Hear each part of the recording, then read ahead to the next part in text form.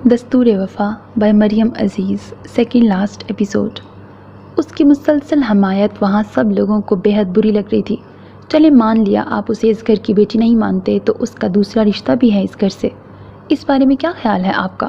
اس نے طالب کو دیکھنے کے بعد ماں کو دیکھا تو ایک اور تھپڑ اس کے گال پہ پڑا تھا، لیکن وہ ویسے ہی سخت چہرہ لیے ان سے جواب کا طلبگار تھا۔ ہم اس رشتے کو نہیں مانتے، 3 لفظوں کی مار ہے وہ رشتہ۔ حذیفہ اس سے، اس گھر کا ہر فرد اتنی نفرت کرتا ہے، اور خاص طور پر میں، اگر کبھی غلطی سے وہ میرے سامنے آئی تو زندگی حرام کر دوں گا یا اپنے ہاتھ سے اس کا گلا دبا دوں گا۔ حذیفہ جو کب سے سب کے سامنے ڈٹا تھا، طالب کی بات پر اس نے افسوس سے اسے دیکھا۔ اس کے سامنے بار بار انابیہ کا چہرہ آ رہا تھا، وہ ایسے نہیں ہار سکتا تھا۔ آپ لوگ شاید اللہ کا خوف بھول گئے ہیں، لیکن مجھے اللہ بھی یاد ہے اور اپنے بڑوں کا کیا گیا فیصلہ بھی۔ میں اس کو ڈھونڈ کے لاؤں گا، آگے آپ لوگوں کی مرضی۔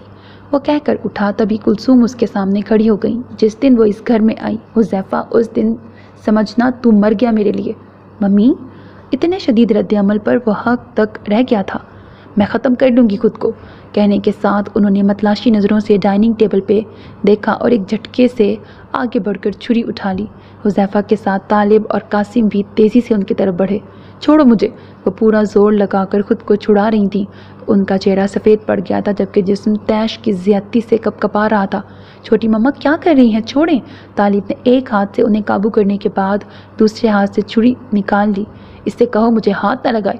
کلثوم کے کہنے پر طالب نے اسے زور سے دھکا دیا تھا، وہ لڑکھڑا کر پیچھے ہٹا۔ سب کی آنکھوں میں اس کے لیے غصہ اور ناراضگی تھی۔ اگلے ہی پل کلثوم طالب کی باہوں میں جھول گئیں۔ چھوٹی مما، طالب نے پریشان ہو کر ان کا چہرہ تھپتھپایا۔ شمسہ اور رخسانہ تیزی سے آگے بڑھے۔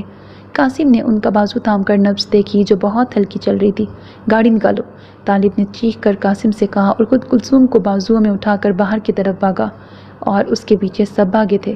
اب باہر سے گاڑیوں کے سٹارٹ ہونے کی آوازیں آ رہی تھیں جبکہ وہ وہیں ساکت کھڑا ڈائننگ روم کو دیکھ رہا تھا جہاں سب کتنی خوشی سے کھانا کھا رہے تھے۔ اس کی آنکھ میں آنسو جمع ہونے لگے۔ کیا اس نے غلط کیا؟ کیا وہ معصوم لڑکی اس فیملی کا حصہ نہیں؟ کیا اس کا حق نہیں کہ وہ سب رشتوں کو جیے؟ کیا غلط کہا اس نے؟ اتنی نفرت؟ اس نے بے ساختہ دونوں ہاتھوں کو آنکھوں پر رکھا۔ اسے اندازہ ہو گیا تھا کہ اس کے گھر والے کبھی انابیہ کو قبول نہیں کریں گے۔ یہی وہ بات تھی جو سعید صاحب نے اسے سمجھانی چاہی تھی۔ شاید عفت گل کو بھی ایسی نفرت کا سامنا کرنا پڑتا تھا، تبھی وہ دوبارہ اپنی بیٹی لے کر اس دہلیز پر نہیں آئیں۔ تو کیا سعید صاحب کی بات مان کر اسے پیچھے ہٹ جانا چاہیے؟ اس نے بہتی آنکھوں سے ہاتھ ہٹا لیا، اور جو وہ انابیہ سے کہہ کے آیا تھا وہ اس کا انتظار کرے، وہ اسے اس کی فیملی سے ملوائے گا، اور جب وہ اپنے شوہر کے بارے میں پوچھے گی۔ حذیفہ مرد ہو کر رو پڑا تھا۔ اسے اندازہ ہو رہا تھا وہ ہار گیا ہے، وہ وعدہ خلاف بن گیا تھا۔ وہ کبھی انابیہ کو اس کا حق نہیں دلوا سکے گا اور نہ کبھی اسے اس کے رشتوں سے ملوا سکے گا۔ نماز پڑھنے کے بعد اس نے دعا کے لیے ہاتھ اٹھائے تو بے اختیار اس کی آنکھ سے آنسو بہہ نکلے تھے، لیکن یہ آنسو دکھ کے نہیں تشکر کے تھے۔ اس کے اللہ نے اسے نا امید نہیں کیا تھا۔ حذیفہ کی شکل میں اللہ نے امید کی کرن اسے دکھائی تھی۔ وہ نہیں جانتی تھی کہ اس کا شوہر اس کے بارے میں کیا سوچتا ہے، وہ اس رشتے کو مانتا بھی ہے یا نہیں، لیکن وہ اپنے محرم کی محبت میں گرفتار تھی۔ اس نے نہ کبھی اسے دیکھا تھا، نہ سنا تھا، نہ وہ اس کے بارے میں کچھ جانتی تھی سوائے اس کے کہ وہی اس کا سب کچھ ہے۔ اب اچانک حذیفہ کا ملنا اور بابا کو اسے لے کر اتنا اعتماد، اور اب حذیفہ کا یہ کہنا کہ وہ اس کی فیملی کو جانتا ہے، تو اس کا مطلب تھا کہ بابا بھی جانتے تھے کہ حذیفہ اس کی فیملی کو جانتا ہے۔ تو پھر بابا نے کیوں کہا کہ وہ اسے اپنانا نہیں چاہتے؟ اس کے دل میں بہت سے سوال تھے، لیکن وہ کوئی بھی سوال کر کے ان کا دل نہیں دکھانا چاہتی تھی۔ اسے حذیفہ کا انتظار تھا۔ وہ چہرے پر ہاتھ پھیر کر جائے نماز طے کر کے کھڑی ہوئی، تبھی نیچے سے زور زور سے بولنے کی آوازیں آنے لگیں۔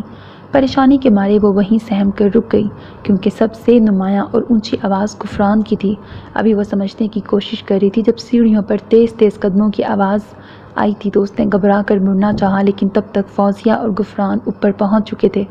ڈر کے مارے وہ وہیں منجمد ہو کے رہ گئی۔ وہ چلتے ہوئے بالکل اس کے سامنے آ کے کھڑے ہو گئے، جبکہ وہ سہمی نظروں سے ان کے پتھریلے تاثر والے چہرے کو دیکھ رہی تھی۔ چلو نیچے، فوزیہ کے کہنے پر وہ بے ساختہ 2 قدم پیچھے ہٹی۔ بابا کہاں ہیں؟ وہ مشکل بولی۔ وہ بھی نیچے ہیں، تم بھی چلو۔ اب فوزیہ نے اسے بازو سے تھاما، اس کی گرفت سخت تھی۔ یہ اسے اڑا دو، غفران نے ہاتھ میں پکڑا لال کامدار دوپٹہ فوزیہ کی طرف اچھالا۔ وہ دوپٹہ دیکھ کر انابیہ کی چھٹی حس نے خطرے کا اشارہ دیا تھا۔ نیچے کیوں جانا ہے؟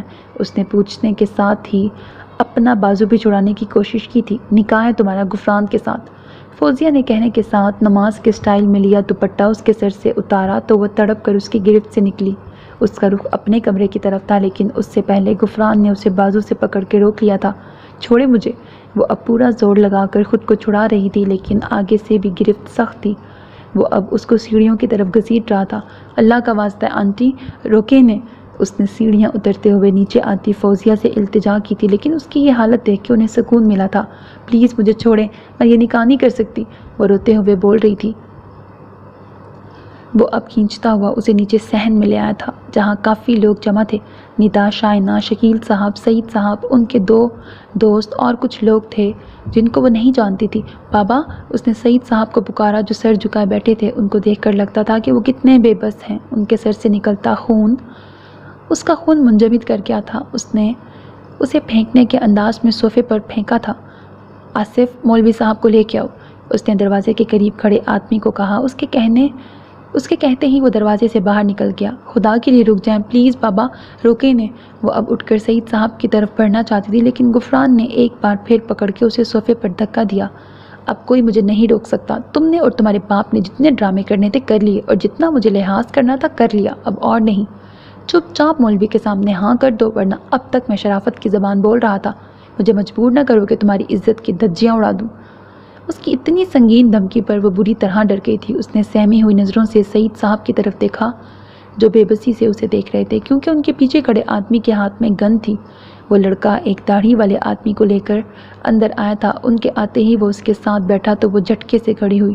میں نہیں کر سکتی یہ نکاح، میرا نکاح ہو چکا ہے۔ اس کے چیخنے پر وہاں جیسے سب کو سانپ سونگھ گیا تھا۔ کیا بکواس کر رہی ہو؟ غفران جیسے آگ بگولا ہو کے اس کے سامنے آیا تھا۔ یہ اچانک تمہارا شوہر کہاں سے پیدا ہو گیا؟ غفران آنکھیں پھاڑے اسے دیکھ رہا تھا۔ جھوٹ بول رہی ہے، جان چھڑانے کے لیے اتنے سالوں سے یہاں ہے۔ میں نے تو شادی نہیں دیکھی اس کی، فوزیہ نے جیسے اس کا مذاق اڑایا تھا۔ میں جھوٹ نہیں بول رہی، پلیز میرا یقین کریں، میں شادی شدہ ہوں۔ وہ اب ہاتھ جوڑے غفران سے التجا کر رہی تھی۔ وہ کبھی اتنی ہمت نہ کرتی اگر حذیفہ اسے امید دلا کر نہ گیا ہوتا۔ بابا پلیز بولے نا۔ وہ اب سعید صاحب کی طرف مڑی تھی۔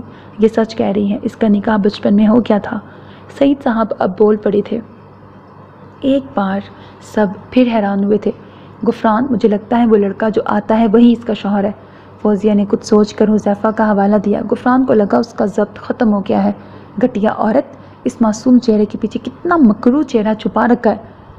ہو نا گندا خون، ماں والی حرکت کی نا اس نے بھی، شادی کسی سے کی اور تعلقات کسی اور سے رکھے۔ تم بھی اس کی بیٹی ہو۔ میری غلطی ہے جو تمہاری شرافت کی ایکٹنگ دیکھ کے تمہیں نیک سمجھ بیٹھا تھا۔ وہ اس وقت بے بسی کی انتہا پر تھی۔ وہ پوری کوشش کر کے خود کو اس سے چھڑوا رہی تھی۔ غفران، چھوڑو اسے۔ شکیل صاحب نے آگے بڑھ کر اسے پیچھے کرنے کی کوشش کی تو اس نے غصے سے شکیل کو دھکا دیا اور انابیہ کو کھینچتا ہوا اندر کی طرف لے جانے لگا۔ بابا، وہ چیخی تو سعید صاحب بھاگتے ہوئے غفران کے قدموں سے لپٹ گئے۔ چھوڑ دو اسے غفران، وہ معصوم ہے، اس کا کوئی قصور نہیں، میرا قصور ہے، مجھے تمہیں پہلے بتا دینا چاہیے تھا۔ لیکن اس نے اپنی ٹانگ چھڑا کے انہیں اسی ٹانگ سے دھکا دیا تھا۔ انابیہ خود کو چھڑانے کے لیے بری طرح چیخ رہی تھی۔ تبھی دروازے میں کھڑی عورت اور اس کے پیچھے 2 آدمیوں کو دیکھ کر تماش بین ہجوم کی نظر وہاں ٹھہر گئی۔ غفران، اس کی پکار پر جانور بنے غفران کو جیسے جھٹکا لگا تھا۔ اس نے پیچھے مڑ کر دیکھا اور جیسے بت بن گیا۔ انابیہ کے بالوں پر اس کی گرفت ڈھیلی ہوتے ہوتے ختم ہو گئی تھی۔ شہلا، اس کے منہ سے سرگوشی کے انداز میں نکلا۔ خود کو آزاد دیکھ کر وہ بھاگتی ہوئی زمین پہ گرے سعید صاحب سے لپٹ گئی۔ یہ کیا ہو رہا ہے؟ وہ اب ماتھے پہ بل ڈالے لوگوں کو دیکھ رہی تھی۔ فوزیہ کو دیکھ کر وہ پہچان چکی تھی، وہ غفران کی بہن ہے۔ اس نے نیچے بلکتی لڑکی اور روتے بوڑھے آدمی کو دیکھا اور پھر غفران کو، جس کا رنگ مکمل طور پر اڑ چکا تھا۔ کیا کر رہے تھے تم؟ کیوں اس لڑکی کو مار رہے تھے؟ وہ غصے سے غفران کی طرف بڑھی۔ کچھ نہیں بیبی، ایسی کوئی بات نہیں، وہ تھوک نکل کے بولا۔ کیا ہو رہا تھا یہاں؟ اس نے دوسری طرف کھڑے آدمی سے پوچھا جو شاید محلے کا تھا۔ شادی؟ شادی؟ وہ جیسے اچھل پڑی۔ کوئی نہیں، غفران تیزی سے آگے بڑھا۔ شہلا نے انگلی اٹھا کے اسے بولنے سے روکا۔ کس کی شادی؟ غفران بھائی کی، اس کے ساتھ۔ اس نے انگلی سے روتی ہوئی انابیہ کی طرف اشارہ کیا تو اس نے اس لڑکی کو دیکھا۔ وہ وہی تصویر والی لڑکی تھی جو اس نے موبائل میں دیکھی تھی۔ اس نے قہر آلود نگاہ غفران پہ ڈالی۔ جھوٹ ہے شیلا، یہ لڑکی تو پہلے سے شادی شدہ ہے، اس کا شوہر ملک سے باہر ہے۔ جبکہ یہ کسی عاشق کے ساتھ بھاگ رہی تھی۔ میں تو صرف اس کو اندر بند کرنے لگا تھا۔ وہ پل میں اتنی بڑی کہانی بنا گیا کہ سب کے ساتھ انابیہ بھی شوق کی کیفیت میں اسے دیکھنے لگی۔ شیلا اس کا ساکت چہرہ دیکھ کر سمجھ گئی تھی جھوٹ کون بول رہا ہے۔ شیلا نے بغور غفران کو دیکھا اور تھپڑ اس کے منہ پہ دے مارا۔ تمہاری بیوی میں ہوں، تمہارے بچے کی ماں میں ہوں، میرے ہوتے ہوئے تمہاری اتنی ہمت کہ تم دوسری شادی کا سوچو؟ اپنی اوقات بھول گئے ہو؟ میرے بھائیوں کے ٹکڑے پہ پلتے ہو؟ ایک سیکنڈ، اس نے چٹکی بجائی، ایک سیکنڈ لگے گا مجھے تمہیں مزہ چکھانے میں۔ شیلا میری بات سنو، تم غلط سمجھ رہی ہو، میں سچ بول رہا ہوں، میں نے تمہارے علاوہ کسی کے بارے میں نہیں سوچا۔ وہ روحان سا ہو کے اپنی صفائی دے رہا تھا، حالانکہ ابھی تھوڑی دیر پہلے وہ فرعون بنا تھا۔ تمہاری بہن بھی اس گیم میں شامل تھی۔ اب اس نے بھویں سگیڑ کے فوزیہ کو گھورا تو وہ جو اچانک سچویشن بگڑ جانے پر ساکت تھی، حواس بھاگتا ہو کہ شیلا کی طرف بڑھی۔ شیلا میری رانی، میں کیوں ایسا کروں گی؟ غفران صحیح کہہ رہا ہے، یہ لڑکی ہے ہی کیریکٹر لیس۔ یہی غفران کے پیچھے پڑی تھی۔ فوزیہ، شکیل صاحب اس بہتان پر غصے سے بولے۔ آپ چپ رہیں۔ وہ بدتمیزی سے انہیں ٹوک گئیں تو وہ ہونٹ بھینچ کے رہ گئے۔ تو میں دیکھ لوں گی۔ شیلا دھمکی دے کے جس طرح آئی تھی اسی طرح نکل گئی، جبکہ غفران کتنی دیر ویسے ہی کھڑا رہا۔ نکلو یہاں سے، تماشا لگا ہے کیا؟ فوزیہ کے چیخنے پر سب باری باری بڑبڑاتے ہوئے نکل گئے تھے۔ میں جا رہا ہوں، لیکن یہ مت سوچنا تمہیں چھوڑ دوں گا۔ ایسا حشر کروں گا منہ دکھانے کے قابل نہیں رہو گی۔ جاتے جاتے بھی وہ انابیہ کو دھمکی دینے سے باز نہیں آیا تھا۔ اس کے جانے کے بعد ایسی خاموشی تھی جو کسی طوفان کے گزرنے کے بعد ہوتی ہے۔ سب اپنی اپنی جگہ مختلف باتیں سوچ رہے تھے۔ صرف انابیہ اور سعید صاحب تھے جو ایک دوسرے کو تھامے رو رہے تھے۔ یہ تمہارا بھائی تھا، گھٹیا ذلیل آدمی۔ شکیل صاحب کو آج پہلی بار غصہ آیا تھا۔ شکیل صاحب سوچ سمجھ کے بات کریں، وہ میرا بھائی ہے۔ شکیل صاحب نے ایک نظر رک کر فوزیہ کو دیکھا جو چہرے پر رونت لیے انہیں دیکھ رہی تھی۔ انہوں نے ایک تھپڑ ان کے منہ پہ جڑ دیا تھا۔ تھپڑ اتنا زوردار تھا کہ وہ لڑکھڑا کر 2 قدم دور جا گری تھی۔ ندا اور شائنہ بھاگ کے ماں کے پاس آئی تھی۔ فوزیہ نے گال پہ ہاتھ رکھے بے یقینی سے سامنے پتھریلا چہرہ لیے شکیل صاحب کو دیکھا۔ گھٹیا بھائی کی گھٹیا بہن، آج تک میں ہمیشہ تمہاری بدتمیزی اور غلط حرکتوں پہ چپ رہا صرف اس لیے کہ تم میری بیٹیوں کی ماں ہو، لیکن آج تمہارے گھٹیا بھائی نے جو میرے باپ پر ہاتھ اٹھایا، دل تو کر رہا ہے ابھی تمہیں طلاق دے کے اپنی زندگی سے دفع کر دوں، اور میں ایسا ہی کر دوں گا۔ میں شکیل سعید اپنے پورے ہوش و حواس میں۔ پاپا پلیز، شائنہ اور ندا زور زور سے رونے لگی تھی۔ شکیل، نہیں بیٹا، سعید صاحب بمشکل بولے تھے۔ یہ کیا تماشا لگایا تھا؟ تم نے زبردستی کیسے کر سکتی ہو تم انابیہ کے ساتھ؟ شرم نہیں آئی تمہیں؟ 2 بیٹیوں کی ماں ہو، تمہیں ڈر نہیں لگا اللہ کے انصاف سے؟ وہ یتیم بچی میرے باپ کی زیر کفالت تھی۔ ہاں میں مانتی ہوں میں غلط ہوں، اس نے مجبوری میں شادی کی تھی۔ وہ عورت اچھی نہیں، غفران اس کے ساتھ خوش نہیں۔ اس نے کہا وہ انابیہ کو پسند کرتا ہے، خوش رکھے گا، میں تو بس اس کی خوشی چاہتی تھی۔ کہنے کے بعد وہ رونے لگی۔ رونے سے تم صحیح ثابت نہیں ہو جاؤ گی، جو غلط ہے وہ غلط ہے۔ شکیل صاحب ان کے آنسو سے بالکل متاثر نہیں ہوئے تھے۔ اپنے بابا اور انابیہ کے بارے میں کیا کہیں گے جنہوں نے شادی نہ کرنے کے لیے نئی کہانی بنا لی کہ انابیہ کا نکاح ہو چکا ہے؟ اگر میرے بابا کہہ رہے ہیں کہ نکاح ہوا ہے تو ہوا ہے، اور جہاں تک نہیں بتایا اس کے پیچھے بھی کوئی وجہ ہوگی۔ میں اب دوبارہ تمہارے بھائی کی شکل بھی نہیں دیکھنا چاہتا، یہ تم یاد رکھنا، اور اگر تم ملی تو تم بھی دفع ہو جانا اس کے ساتھ۔ وہ ابھی بات کر کے مڑے ہی تھے جب انابیہ کے چیخنے کی آواز آئی۔ وہ سب اس کی طرف دیکھنے لگے جو سعید صاحب کا چہرہ تھپتھپا رہی تھی۔ بابا، بابا، انکل دیکھیں، بابا بول نہیں رہے۔ شکیل صاحب تیزی سے سعید صاحب کی طرف متوجہ ہوئے۔ ابا جی، انہوں نے زور سے انہیں آواز دی لیکن ان کی آنکھیں بند تھیں۔ وہ مدد کے لیے باہر بھاگے تھے۔ وہ سوپ لیے کلثوم کے کمرے کی طرف بڑھیں لیکن کچھ قدم کے فاصلے پہ رک گئیں۔ وہ کمرے کے باہر کوریڈور کے سامنے رکھے صوفے پر سر جھکائے بیٹھا تھا۔ 2 گھنٹے پہلے جب وہ کمرے سے نکلی تھی تب بھی وہ یہیں بیٹھا تھا۔ وہ گہرا سانس لے کے کمرے میں داخل ہو گئیں۔ کلثوم کو سوپ پینے کی تاکید کر کے وہ باہر نکل آئیں اور خاموشی سے اس کے قریب جا کے بیٹھ گئیں۔ ان کے بیٹھنے پر اس نے چونک کر سر گھمایا اور انہیں بیٹھا دیکھ کے حیران ہوا۔ ممی ٹھیک ہیں؟ پھر کسی خیال سے گھبرا کر پوچھا تو انہوں نے اس کے کندھے پر ہاتھ رکھ کے اسے تسلی دی۔ ہاں وہ ٹھیک ہے۔ ان کے کہنے پر اس نے گہرا سانس لیا۔ میں نہیں جانتی حذیفہ تم نے ایسا کیوں کیا، اتنے سال بعد گڑے مردے اکھیڑنے کی تمہیں کیوں ضرورت پیش آئی؟ سب نہ صحیح لیکن کافی حد تک تم تو تلخ حقیقت سے آگاہ تھے۔ ہم نے کبھی اس عورت کا یا اس کی بیٹی کا ذکر نہیں کیا اور نہ کرنا چاہتے ہیں۔ وہ قصہ تمہارے باپ اور تایا کے مرنے کے ساتھ ختم ہو گیا تھا۔ تم اس لڑکی کا اس گھر سے تعلق کا دعویٰ کر رہے ہو، اسے نگین کے برابر لا رہے ہو، کیسے؟ وہ اس گھر کی بیٹی ہو گئی۔ हुज़ैफ़ा ने होंठ भींच कर खुद को कुछ भी कहने से रोका। और रहा दूसरा रिश्ता, हम नहीं मानते, ना हमने देखा और ना सुना। वो भी एक सुनी सुनाई बात है जो तुम्हारे ताया ने जज्बात में आके कर दी और बता दी, लेकिन उसने कहा कि कोई हैसियत नहीं और हो सकता है अब तक उसकी माँ उसकी शादी कर चुकी हो, क्योंकि अपने मतलब और पैसे के लिए वो कुछ भी कर सकती है। इफ़्फ़त गुल का जिक्र करते हुए आखिर में उनका लहजा कड़वा हो गया। उसकी मुसलसल खामोशी पर उन्होंने दोबारा उसकी तरफ देखा। हुज़ैफ़ा, तुम मुझे बहुत प्यारे हो, तालिब और नगीन से ज़्यादा, और तुम जानते हो ऐसा ही है। अपनी माँ की मोहब्बत भी जानते हो, उसकी जान तुम में है। तुम अपनी माँ के एहसासात नहीं समझोगे तो कौन समझेगा। गलत फ़ैसला करने वाले चले गए इस दुनिया से, अब तुम बच्चों को सही फ़ैसले करने हैं। जो ज़िंदा हैं बेटा, उनकी कदर करो, और मैं तुमसे गुजारिश कर रही हूँ। बड़ी मम्मा प्लीज़, हुज़ैफ़ा बेचैन होकर तेज़ी से बोला। भूल जाओ इस किस्से को और कभी आइंदा उसका जिक्र न करना। उसके होंठ अब भी भिंचे हुए थे, जबकि आंसू ज़ब्त करने के चक्कर में चेहरा लाल हो गया था। अब उठो, 2 दिन से ऐसे बैठे हो, शक्ल देखो कैसी निकल आई है। उन्होंने उसका बाजू पकड़कर उसे उठाया और लेकर कुलसूम के कमरे की तरफ बढ़ी। उनके अंदर दाखिल होते ही कुलसूम, जो शम्सा, कासिम और नगीन के साथ बातें कर रही थी, दरवाजे में खड़े हुज़ैफ़ा को देखकर पहले चौंकी, फिर नाराज़गी से मुंह दूसरी तरफ मोड़ लिया। रुखसाना इसी तरह हुज़ैफ़ा का बाजू थामे उसे बेड के करीब ले आई और उसे कुलसूम के पास बिठाया। कुलसूम, अब नाराज़गी ख़त्म करो। अपनी तो तुमने जो हालत की है, देखो मेरे बच्चे का तुम्हारी नाराज़गी की वजह से क्या हाल हो गया है। रुखसाना के कहने पर कुलसूम ने नाराज़ नज़र उस पर डाली जो सुर्ख आंखें लिए उन्हें देख रहा था। उनके दिल को कुछ हुआ था। उन्होंने बेसाख्ता हाथ बढ़ाया तो वो जो कब से ज़ब्त कर रहा था उनके सीने पर सर रख के रोने लगा। उसे रोता देख नगीन और कासिम भी रोने लगे। आई एम सॉरी मम्मी, वो रोते हुए माफ़ी मांग रहा था, जबकि कुलसूम बड़े प्यार से उसके घने बालों वाले सर पे हाथ फेर रही थी। हुज़ैफ़ा, मुझे तुमसे ये उम्मीद नहीं थी।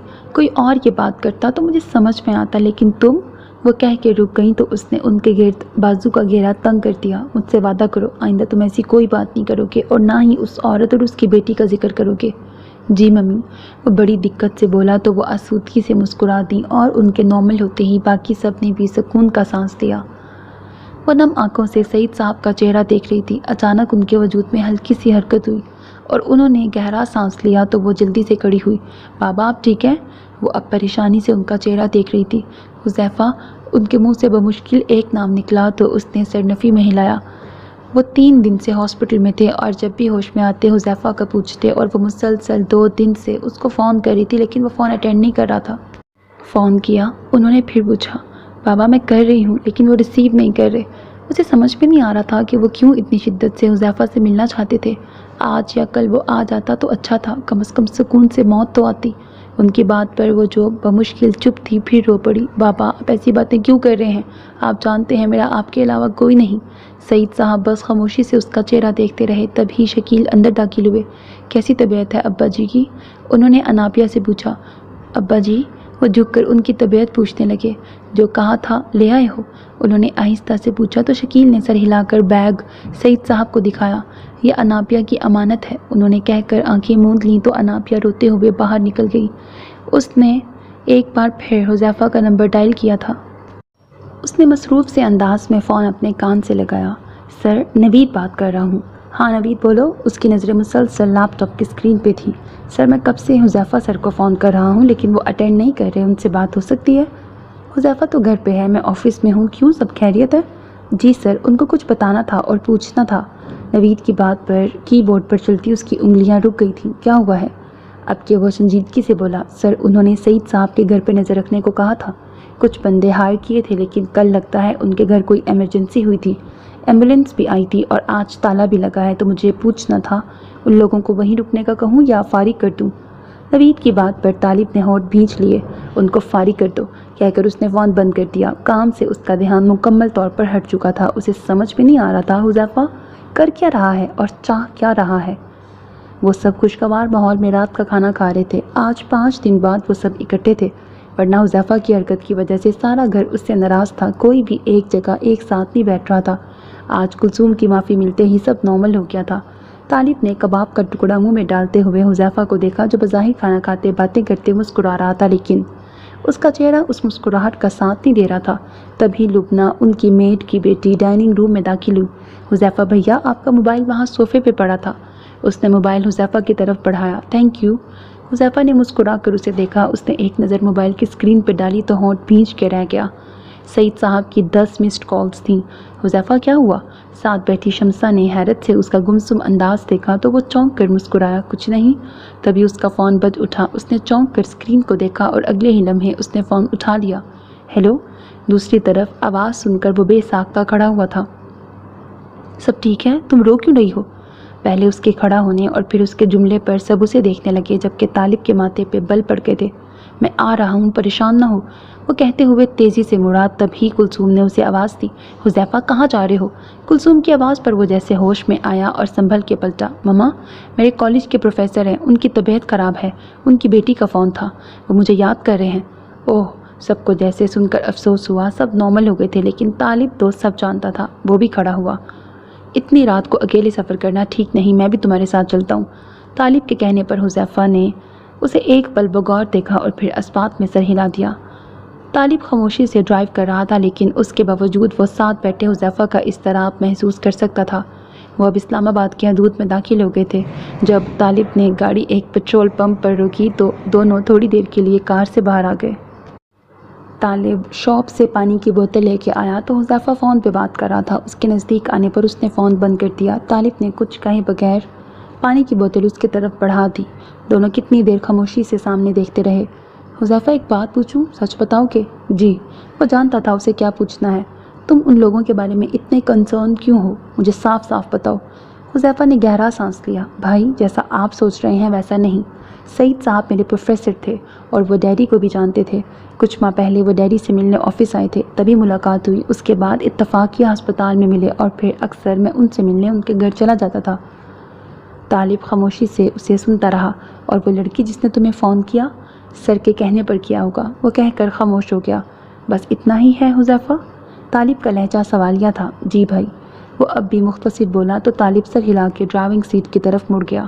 وہ کاؤنٹر سے سعید صاحب کا پوچھ کر ICU کی طرف آ گئے۔ دور سے ہی اس کی نظر بینچ پہ بیٹھے شکیل صاحب اور انابیہ پر گئی تھی۔ اس کو دیکھ کر انابیہ کھڑی ہو گئی۔ حذیفہ کے پیچھے آتے طالب نے غور سے اس لڑکی کو دیکھا۔ الجھے بال، ملکجے کپڑوں میں وہ لڑکی انتہا کی خوبصورت لگ رہی تھی۔ خوبصورتی کے ساتھ کچھ اور بھی تھا اس کے چہرے پر لیکن وہ اس پہ غور کرنا نہیں چاہتا تھا۔ اسے ویسے بھی اپنی خوبصورتی کیش کروانے والی لڑکیوں سے بہت نفرت تھی اور وہی نفرت اس کی آنکھوں سے بھی جھلکنے لگی تھی۔ وہ روتے ہوئے حذیفہ کو کچھ بتا رہی تھی، تبھی اس کی نظر حذیفہ کے پیچھے کھڑے طالب پہ پڑی۔ اگلے ہی پل اس نے گھبرا کر نظروں کا زاویہ بدل لیا۔ نرس سے پوچھ کر وہ اور حذیفہ اندر داخل ہوئے تھے۔ بابا، دیکھیں کون آیا ہے، وہ ان کے کان کے قریب جا کر آہستہ سے بولی تو انہوں نے آہستگی سے آنکھیں کھول کر انابیہ کو دیکھا۔ اس نے مسکرا کر دائیں طرف اشارہ کیا۔ انہوں نے دھیرے سے گردن گھمائی اور حذیفہ کو دیکھ کر بے ساختہ ان کی آنکھیں نم ہوئیں۔ مجھے لگا اب تم نہیں آؤ گے۔ ان کے نم لہجے پر حذیفہ شرمندگی کے مارے بول ہی نہیں سکا۔ ڈر رہا تھا اگر تم نہیں آئے اور سانسیں بند ہو گئیں تو انابیہ کا کیا ہوگا۔ حذیفہ نے ان کا ہاتھ پکڑ کر انہیں تسلی دینے کی کوشش کی تو وہ بمشکل مسکرائے۔ جھوٹی تسلی نہ دو۔ وہ بغور اس کو دیکھتے رہے۔ ان کی آنکھوں میں چھپا سوال وہ سمجھ گیا تھا، اسی لیے وہ ان سے نظریں چرا رہا تھا اور اس کا نظریں چرانا ان کو بہت کچھ سمجھا گیا تھا۔ میں جانتا ہوں آپ کے گھر والے نہیں مانے، لیکن پھر بھی انابیہ کو لے جاؤ، اپنا اصل رشتہ نہ بتانا، ملازمہ بنا کے لے جاؤ۔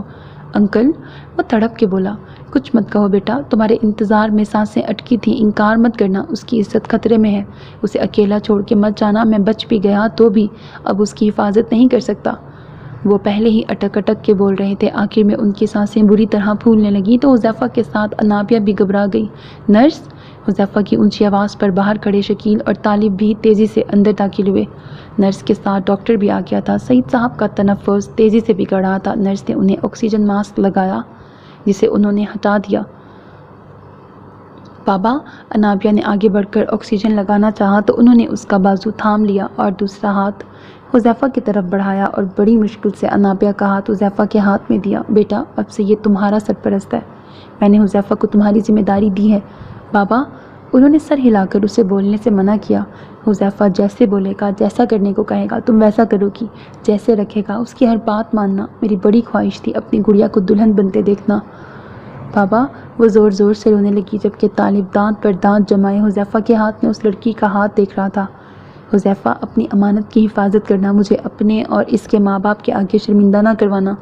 وہ اس کے کان میں کہہ رہے تھے۔ طالب کو اب الجھن ہو رہی تھی۔ وہ 2 قدم آگے بڑھ کر حذیفہ کے پیچھے کھڑا ہوا۔ سعید صاحب کی نظر اس پہ رک گئی۔ حذیفہ نے گردن گھمائی جہاں طالب کھڑا تھا۔ انکل، میرے بھائی طالب۔ اس نے طالب کو بازو سے تھام کر آگے کیا۔ طالب نے مروتاً مسکرا کر ان کی طرف دیکھا تو سعید صاحب نے حذیفہ کو دیکھ کر دوبارہ طالب کو دیکھا اور کتنی دیر تک دیکھتے رہے، حتیٰ کہ طالب ان کے دیکھنے سے جزبز ہوا۔ جیتے رہو کہہ کر انہوں نے دوبارہ انابیہ کو دیکھا جو بے تحاشا رو رہی تھی۔ اچانک مشین پر چلتی آواز بدل گئی۔ آڑی ترچھی لائنیں بالکل سیدھی ہوئی تھیں۔ سب نے چونک کر سعید صاحب کی طرف دیکھا۔ ڈاکٹر کے اشارہ کرنے پر سب کو پیچھے ہٹا دیا گیا، جبکہ انابیہ سہم کر سعید صاحب اور ان کے ارد گرد کھڑے ڈاکٹر اور نرسوں کو دیکھ رہی تھی، اور پھر ڈاکٹر کے مڑتے ہی سب کھیل ختم ہو گیا۔ اس کا خدشہ صحیح ثابت ہوا تھا اور اگلے ہی پل وہ حواس کھو کر زمین پہ گری تھی۔ آنکھ کھلتے ہی اس نے خود کو اجنبی کمرے میں پایا تھا۔ سر کے ساتھ اس کی آنکھیں بھی دکھ رہی تھیں۔ وہ بمشکل اٹھی اور کمرے کو دیکھنے لگی۔ بابا، اس نے انہیں ڈھونڈنے کی کوشش کی۔ بابا، اب کی بار وہ اونچی آواز میں پکار کر زور زور سے رونے لگی۔ دروازے کی آواز پر اس نے روتے ہوئے سامنے دیکھا۔ پریشانی سے کھڑی ہوئی، ڈر کے مارے اس کے اعصاب تن گئے تھے۔ تبھی دروازے سے حذیفہ کا چہرہ نمودار ہوا تو اس کے تنے ہوئے اعصاب ڈھیلے پڑے، لیکن اس کو دیکھ کر آنسوؤں میں روانی آ گئی جیسے کسی اپنے کو دیکھ کر آتی ہے۔ اس نے سائڈ ٹیبل پہ رکھا پانی کا گلاس اٹھا کر اس کی طرف بڑھایا، جسے انابیہ نے خاموشی سے تھام لیا اور دوبارہ بیڈ پہ بیٹھ گئی کیونکہ اسے اپنی ٹانگوں پر کھڑے رہنا بہت مشکل لگ رہا تھا۔ حذیفہ بھی سائڈ پہ پڑی کرسی گھسیٹ کر اس کے سامنے بیٹھ گیا۔ پانی پیو، اسے یوں ہی گلاس پکڑے دیکھ کر حذیفہ نے کہا تو اس نے چپ چاپ 2 گھونٹ پانی پی کر گلاس حذیفہ کی طرف بڑھایا۔ حذیفہ اس کے ہاتھ سے لے کر واپس ٹیبل پہ رکھ گیا۔ بابا، اس نے اس کی طرف دیکھتے ہوئے سوال کیا تو حذیفہ نے گہرا سانس لیا۔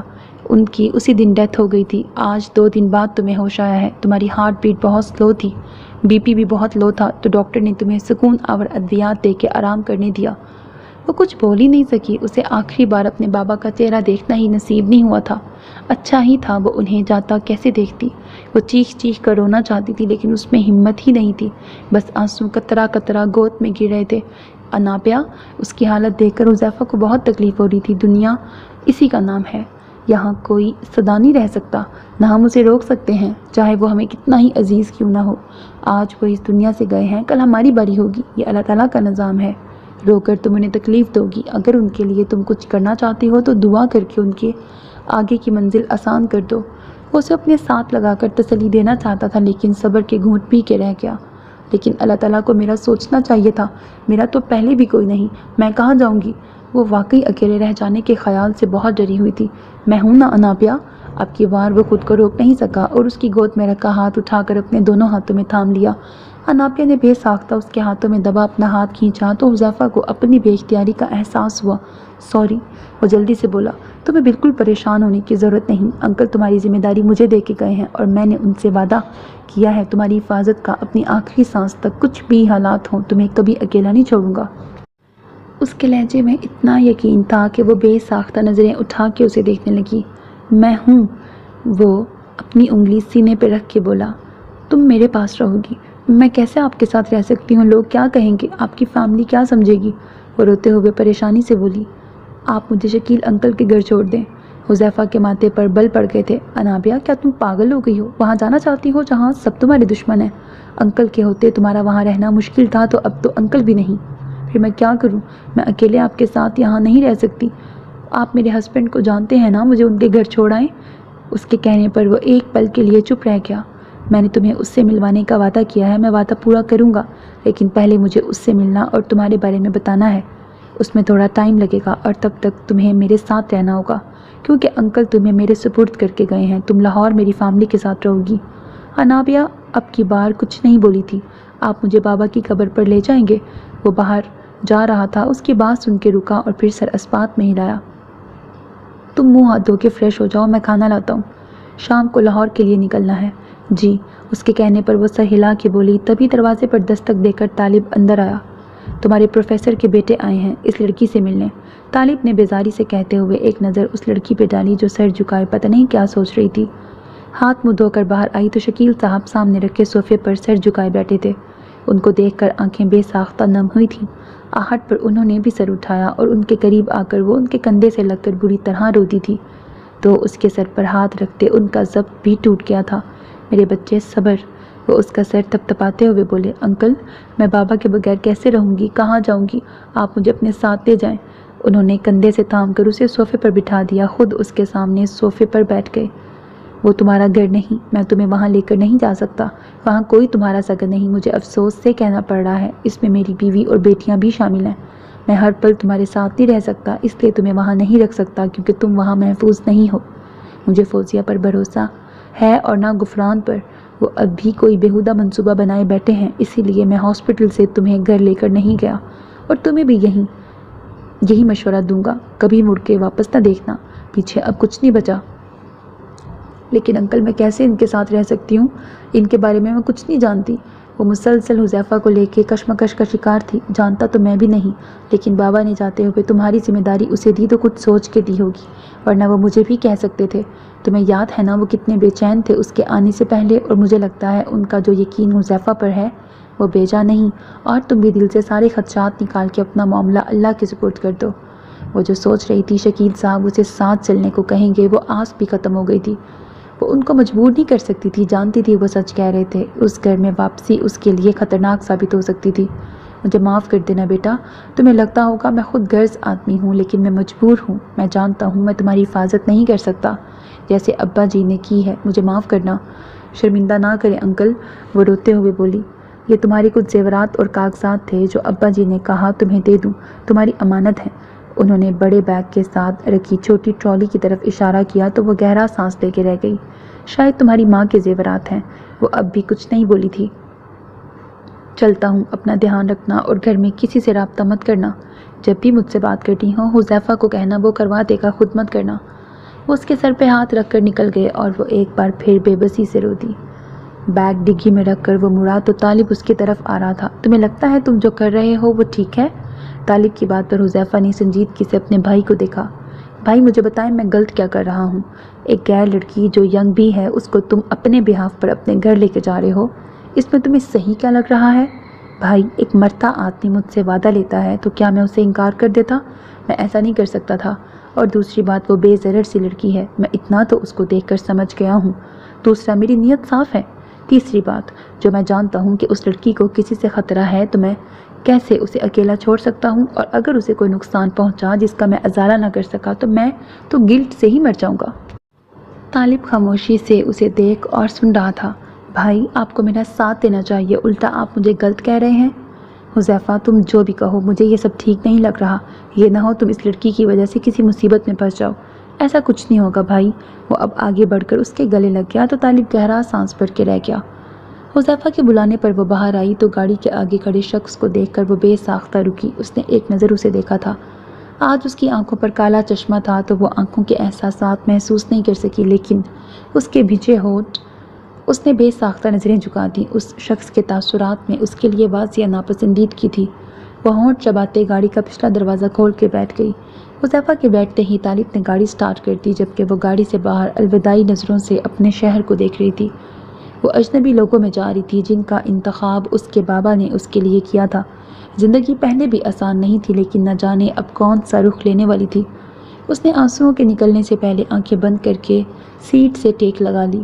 ٹک ٹک کی آواز پر اس نے بمشکل آنکھیں کھولیں۔ حذیفہ شیشے کو انگلی سے بجا رہا تھا۔ اس نے جلدی سے شیشہ نیچے کیا تو اس نے برگر اور جوس اس کی طرف بڑھایا جو اس نے تھام لیا۔ حذیفہ نے مڑ کر دیکھا، طالب کافی فاصلے پہ کھڑا فون سن رہا تھا۔ انابیہ ہم گھر جا رہے ہیں، لیکن وہاں جا کے اس بات کا خاص خیال رکھنا ہے، اپنی کوئی پرسنل بات گھر والوں سے شیئر نہیں کرنی، نہ اپنی ماں کا نام لینا نہ باپ کا نام۔ تمہارے بابا سعید صاحب تھے اور والدہ بچپن میں فوت ہو گئی تھی، اور نہ نکاح کا ذکر کرنا ہے، کوئی پچھلی بات بالکل نہیں، اور تمہارا نام بیا سعید ہے۔ حذیفہ جلدی جلدی اسے سمجھا رہا تھا، جبکہ انابیہ پریشانی سے اسے دیکھ رہی تھی۔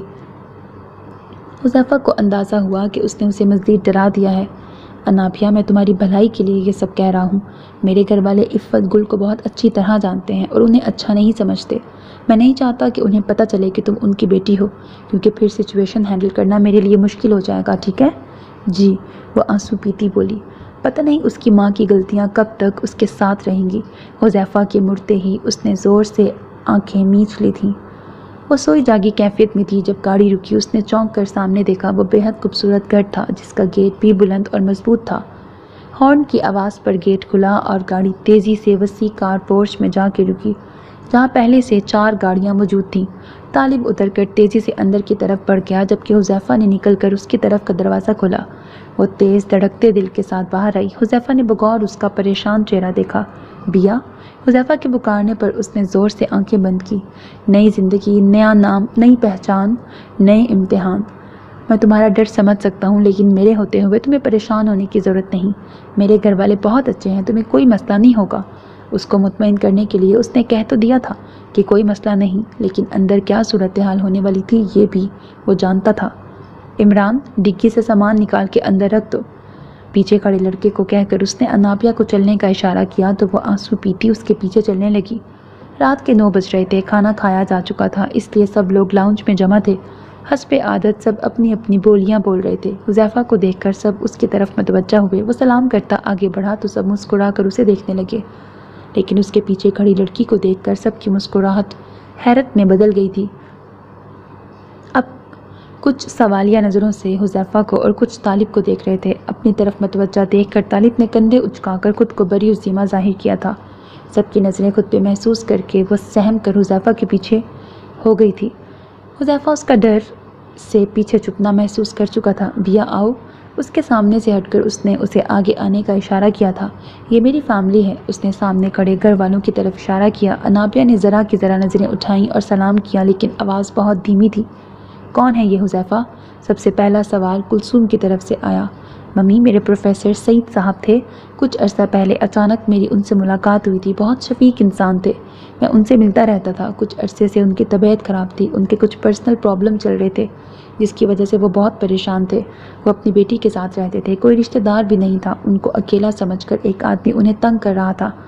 وہ پہلے سے شادی شدہ تھا لیکن ان کی مرضی کے بغیر وہ ان کی بیٹی سے شادی کرنا چاہ رہا تھا۔ انہوں نے منع کر دیا تو وہ دھمکیوں پر اتر آیا، ان کے گھر آ کر بدتمیزی کی، تبھی انہیں ہارٹ اٹیک ہوا۔ اس دن ان کا ہی فون آیا تھا۔ انہوں نے مجھ سے ریکویسٹ کی کہ جب تک حالات سنبھل نہیں جاتے میں ان کی بیٹی کو کسی محفوظ جگہ پہ لے جاؤں۔ میں ایک مرتے ہوئے انسان کو انکار نہیں کر سکا۔ میں نے ان سے وعدہ کر لیا کہ میں ان کی بیٹی کا خیال رکھوں گا، اور میں نے اس وجہ سے اتنی بڑی ذمہ داری لی کیونکہ مجھے پتہ تھا میری فیملی ضرور اس فیصلے میں میری مدد کرے گی۔ کہنے کے بعد اس نے تائید طلب نظروں سے سب کو دیکھا۔ توقع کے مطابق اس کی فیملی جذباتی ہو چکی تھی۔ سب سے پہلے شمسہ پھپھو اپنی جگہ سے اٹھی تھی اور انابیہ کی طرف بڑھی جو مجرموں کی طرح سر جھکائے کسی فیصلے کی منتظر تھی۔ آؤ بچے، یوں کیوں کھڑی ہو؟ وہ اس کا ہاتھ پکڑ کر اسے سب کے درمیان لے آئیں اور اسے اپنے پاس صوفے پہ بٹھا لیا۔ حذیفہ نے ابھی تمہارے والد کے بارے میں بتایا، بہت افسوس ہوا بچے، اللہ تمہیں صبر دے۔ انہوں نے اس کے ہاتھ اپنے ہاتھ میں لے کر سہلایا تو وہ آنسو ضبط کرنے کے لیے ہونٹ چبانے لگی۔ وہ اس کے سامنے رونا نہیں چاہتی تھی، وہ ان کے سامنے رونا نہیں چاہتی تھی۔ کیا نام بتایا تھا؟ رخسانہ نے حذیفہ سے آہستہ سے پوچھا۔ بیا۔ وہ سر ہلا کے اٹھیں اور انابیہ کے دوسری طرف آ کے بیٹھ گئیں۔ بیٹا، اسے اپنا ہی گھر سمجھو، کوئی بھی شخص ماں باپ کی جگہ نہیں لے سکتا، لیکن کوشش کریں گے کہ تمہیں یہاں اجنبیت محسوس نہ ہو، یہاں تم بالکل محفوظ ہو۔ انہوں نے پیار سے اس کا سر سہلایا تو اب کی بار وہ ضبط نہیں کر سکی، رو پڑی تھی۔ ساری خواتین نے مترحم نظروں سے اسے دیکھا جبکہ رخسانہ نے بے ساختہ اسے اپنے بازو کے حلقے میں لیا۔ نہ میری بچی، روتے نہیں۔ وہ اب ایک ہاتھ سے اس کی کمر سہلا رہی تھی۔ طالب کب سے ناگواری سے یہ مناظر دیکھ رہا تھا، اسے ماں کی اتنی محبت ایک آنکھ نہیں بھاری تھی۔ اس نے اہل خانہ پہ نظر ڈالی تو کم و بیش سب کے ہی تاثرات ہمدردی والے تھے۔ اس نے سب سے آخری نظر حذیفہ پہ ڈالی، سب کے برعکس وہ مطمئن اور پرسکون تھا، اور اس کا یہی سکون طالب کو آگ لگا گیا تھا۔ وہ غصے میں بنا کسی سے کچھ کہے بغیر لاؤنج سے نکل گیا تھا۔ یہ آپ کا روم ہے، آپ تھک گئی ہوں گی، آرام کریں۔ نگین کے کہنے پر اس نے ایک نظر اس کو دیکھا اور دھیرے سے چلتے کمرے میں آ گئی۔ آپ کو بھوک تو نہیں لگی؟ نگین کے پوچھنے پر اس نے سرنفی میں ہلایا۔ ویسے تو ہر چیز موجود ہے، لیکن اگر پھر بھی کسی چیز کی ضرورت ہو تو مجھے بتا دیں۔ جی۔ وہ سر جھکا گئی۔ تبھی ایک لڑکا تیزی سے اندر داخل ہوا تو انابیہ ڈر کر پیچھے ہٹی۔ اس کے ڈرنے پر نگین نے خشمگی نظروں سے اسے گھورا تو وہ برا سا منہ بنا گیا۔ سوری، میں نے تمہیں ڈرا دیا، دروازہ کھلا تھا تو میں نے نوک کرنا ضروری نہیں سمجھا۔ وہ بے تکلفی سے بولتا اس کے دونوں بیگ لیے کمرے کے وسط میں کھڑا ہو گیا۔ انابیہ نے اس کی طرف دیکھنے سے گریز کیا تھا۔ پلیز مائنڈ مت کرنا، یہ قاسم ہے، تھوڑا عقل سے پیدل ہے، اس لیے اس سے ایسی حرکتیں خود بخود ہو جاتی ہیں۔ نگین نے اتنی تیز آواز میں کہا کہ کچھ فاصلے پہ کھڑا قاسم آسانی سے سن سکے۔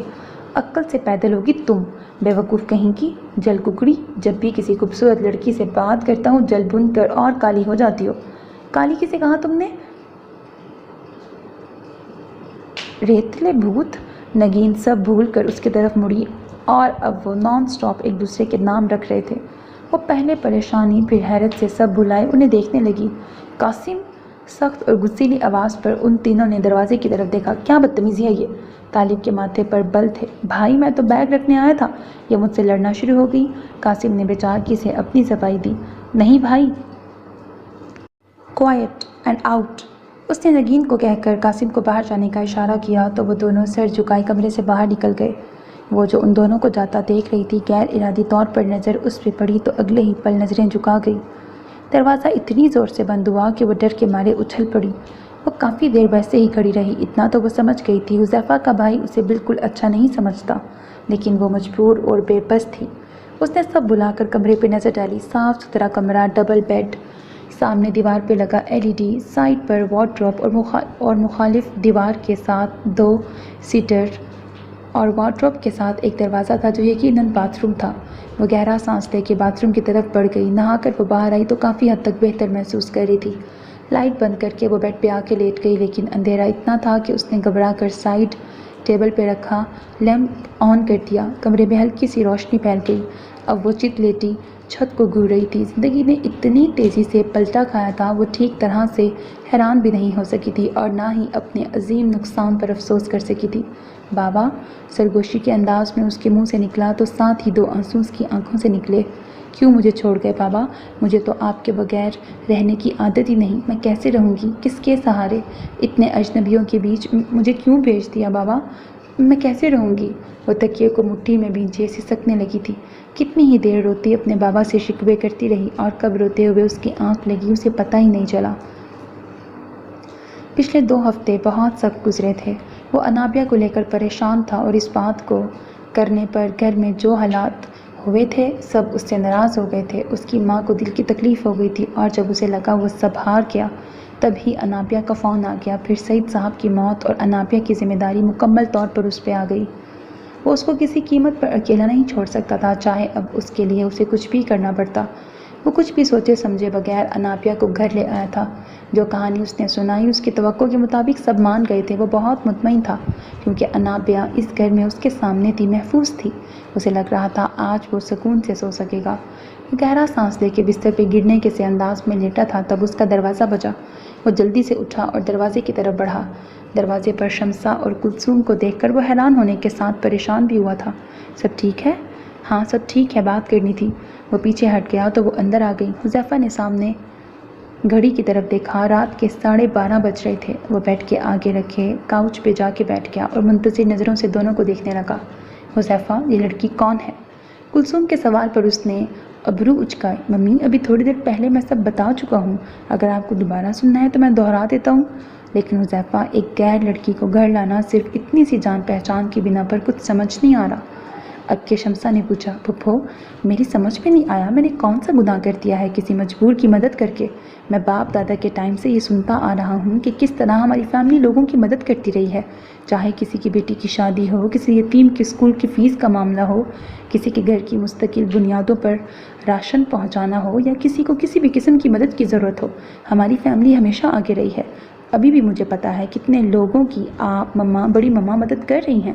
میں اور طالب بھائی آپ کو کیا پتا کیا کیا کر رہے ہیں، لیکن سوال یہ ہے کہ جو مدد ہم چھپ کے کر رہے ہیں وہ ٹھیک ہے، اور جو مدد میں سب کے سامنے کر رہا ہوں بجائے مجھے سراہنے کے آپ لوگ شک کر رہے ہیں۔ بیٹا شک نہیں کر رہے، بہت بڑی ذمہ داری ہے، اونچ نیچ سے ڈر رہے ہیں۔ 3 جوان لڑکے گھر میں ہیں، لڑکی جوان بھی ہے اور خوبصورت بھی۔ شمسہ نے آخر میں اصل بات کی۔ پھپھو، آپ کو کیا اپنے بچوں پہ یقین نہیں؟ بات یقین کی نہیں، دل کی ہے۔ دل کی کیفیت بدل گئی یا نیت بدل گئی تو تم میں کیا کر سکتے ہیں؟ اور لڑکی کے ساتھ کوئی زیادتی ہو گئی تو؟ پھپھو، ایسا کچھ نہیں ہوگا، بے فکر رہیں، بس تھوڑا دل بڑا کر لیں۔ اس گھر میں 5 ملازم کھانا کھاتے ہیں، اگر وہ 2 روٹیاں کھائے گی تو کچھ فرق نہیں پڑے گا۔ حذیفہ، کلثوم اور شمسہ دونوں نے غصے سے اسے دیکھا۔ اتنا کم ظرف سمجھ رکھا ہے تم نے ہمیں؟ میں نے نہیں سمجھا، لیکن آپ لوگ مجھے کم ظرف اور جھوٹا ثابت کروانے پر تلے ہیں۔ میں نے ایک مرتے آدمی سے وعدہ کر لیا اس لیے کہ میرے گھر والے اس ثواب کے کام میں میرا ساتھ دیں گے۔ اس لڑکی کو گھر لے آیا، پر یہاں تو شک ہو رہا ہے۔ میں اسے اپنے فلیٹ پہ بھی رکھ سکتا تھا پھپھو، لیکن میں نے ایسا نہیں کیا کیونکہ میرے دل میں چور نہیں تھا۔ دوسرا، وہ لڑکی اتنی شرم و حیا والی ہے کہ اس نے صاف منع کر دیا تھا، پر اس کے پاس کوئی اور ٹھکانہ نہیں تھا۔ وہ بیچاری مجبور تھی میرے ساتھ آنے پر، ورنہ وہ تو کبھی مجھ سے بات نہیں کرتی تھی۔ اور جو آدمی اس کے پیچھے پڑا تھا، اگر وہ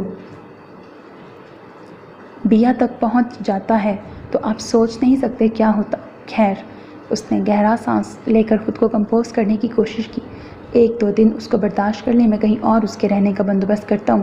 بھاڑ میں جائیں وعدے، مروت انسانیت۔ اس کے غصیلے اور ناراض انداز پر شمسا اور کلثوم نے بے ساختہ ایک دوسرے کو دیکھا تو شمسا نے آنکھوں سے کلثوم کو اشارہ کیا۔ حذیفہ، یہ کیسی باتیں کر رہے ہو تم؟ اسے تم اپنی ذمہ داری پر لے کے آئے ہو اور اب اسے کہیں اور بھیج دو گے تو وہ کیا سوچے گی ہمارے بارے میں؟ بے سرر سی بچی ہے، رہنے دو۔ نگین کو ایک دوست مل جائے گی۔ یتیم بچی ہے، دکھی ہے، اب ہم اسے کہیں کہ چلی جاؤ تو بیچاری کا کتنا دل دکھے گا۔ حذیفہ کا منہ دیوار کی طرف تھا، لیکن اپنی ماں کی باتوں پر اس کی مسکراہٹ گہری ہوتی جا رہی تھی۔ چلو اب غصہ ختم کرو۔ شمسا نے اٹھ کر اس کے کندھے پر ہاتھ رکھا تو وہ برا سا منہ بنا کے ان کی طرف مڑا۔ میرا بچہ، شمسا نے پیار سے اس کے گال پر ہاتھ پھیرا، اب آرام کرو، تھک گئے ہوگے۔ کلثوم نے بھی اس کا ماتھا چوم کر کہا تو ان دونوں کے جاتے ہی وہ کھل کر مسکرایا تھا۔ وہ گہری نیند میں تھا جب اس کا موبائل بجا۔ اس نے آنکھیں کھول کر سائڈ ٹیبل پر رکھے موبائل کو اٹھایا۔ اس نے میسج دیکھ کر ٹائم دیکھا، جہاں دن کے 11 بج رہے تھے۔ جب وہ لاؤنج میں آیا تو حسب توقع سب موجود تھے اور اس کی توقع کے عین مطابق انابیہ ان کے درمیان پریشان بیٹھی تھی۔ اسے اندر آتا دیکھ کر اس کے چہرے پر واضح طور پر اطمینان نظر آیا تھا، جو کسی اور نے محسوس کیا ہو یا نہ کیا ہو، طالب نے محسوس کیا تھا۔ کیا باتیں ہو رہی ہیں؟ اس نے بھرپور مسکراہٹ کے ساتھ انابیہ کو دیکھا، جو 1 گھنٹے میں پہلی بار مسکرائی تھی۔ طالب دور ڈائننگ ٹیبل پہ بیٹھا پہلے انابیہ کو، اب حذیفہ کو دیکھ رہا تھا۔ کچھ نہیں، بیا سے بات ہو رہی تھی۔ بڑی پیاری بچی ہے لیکن بہت کم گو ہے، کب سے ہم ہی باتیں کر رہے ہیں۔ اس سے پہلے رخسانہ کچھ مزید بولتی، قاسم بول پڑا۔ باتیں کم کر رہے تھے، پڑتال زیادہ کر رہے تھے، وہ آنکھیں گھما کے بولا تو حذیفہ نے انابیہ کی طرف دیکھا جو سر جھکائے بیٹھی تھی۔ پھر کیا معلومات ملی؟ حذیفہ نے بھی شرارتی انداز میں انہیں دیکھا۔ پیاری بچی ہے، قاسم شرما کر بولا تو شمسا نے زور سے تھپڑ اس کے کندھے پہ مارا۔ ہر وقت کی شرارت اچھی نہیں ہوتی، سوچ سمجھ کے بولا کرو۔ بھائی، میں نے غلط کیا کہا؟ وہ پھپھو اور ماں کی خشمگی نظریں دیکھ کر حذیفہ سے پوچھنے لگا تو وہ مسکرا کر انابیہ کو دیکھنے لگا۔ بیا، ناشتہ کیا تم نے؟ جی۔ نیند ٹھیک آئی تھی؟ کمرہ پسند آیا؟ جی۔ یہ کتنا کم بولتی ہو تم لڑکی، گن کر چند الفاظ ہی بولتی ہو۔ ہماری نگین کو دیکھو، 1 سیکنڈ میں 10 لائنیں بول لے۔ کلثوم کے کہنے پر وہ سب مسکرا دیے۔ نگین نظر نہیں آ رہی؟ حذیفہ نے متلاشی نظروں سے ارد گرد دیکھ کر پوچھا۔ کالج گئی ہے۔ اچھا، تم ناشتہ کر لو۔ لبنہ، حذیفہ بھائی کے لیے ناشتہ لگا دو۔ کلثوم کے کہنے پر حذیفہ کھڑا ہو گیا، لیکن ڈائننگ روم میں داخل ہوتے ہی طالب کو دیکھ کر ایک پل کے لیے حیران ہوا، پھر مسکرا دیا۔ بھائی، آپ آفس نہیں گئے؟ وہ اس کے سامنے والی کرسی پہ بیٹھ گیا، تب ہی لبنہ نے اس کا ناشتہ ٹیبل پہ رکھا۔ نہیں، آج موڈ نہیں تھا، کل کی تھکاوٹ اتری نہیں۔ تم بتاؤ، آج خوب سوئے؟ جی، میں بھی شاید زیادہ تھک گیا تھا، وہ کہہ کر ناشتے کی طرف متوجہ ہو گیا۔ وہ یہاں آتے ہوئے بہت خوفزدہ تھی اور اس کا ڈرنا بنتا بھی تھا۔ اس نے اپنی زندگی کے 18 سال ایک گھر میں ایک شخص کی شفقت تلے گزارے تھے، جس نے اسے ہر سرد و گرم سے بچا کے رکھا تھا۔ اتنی احتیاط کے باوجود غفران جیسے شخص کی نظر اس پہ ٹھہر گئی تھی۔ بابا بہت شریف انسان تھے اور بہت بزدل، لیکن اس کے باوجود انہوں نے بہت عرصے ہر ایک کا مقابلہ کیا، صرف اس آس میں کہ اس کی فیملی اسے لے جائے گی، لیکن ایسا نہیں ہوا۔